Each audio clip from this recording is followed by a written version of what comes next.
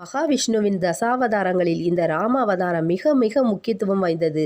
மனிதர்களாக பிறந்த ஒவ்வொருவரும் இந்த பூமியில் எப்படி வாழ வேண்டும் என்பதற்கு உதாரணமாக வாழ்ந்தவர்தான் அந்த ஸ்ரீராமச்சந்திரமூர்த்தி.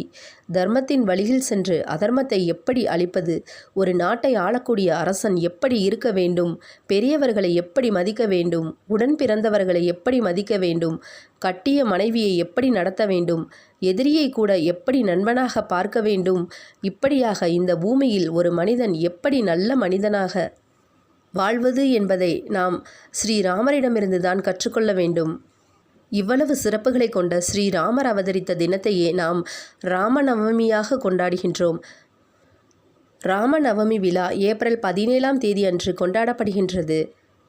அன்றைய தினத்தில் வளர்பிறை நவமி திதி ஏப்ரல் 16ஆம் தேதி மாலை 5:47 மணிக்கு தொடங்கி ஏப்ரல் 17ஆம் தேதி 6:59 மணிக்கு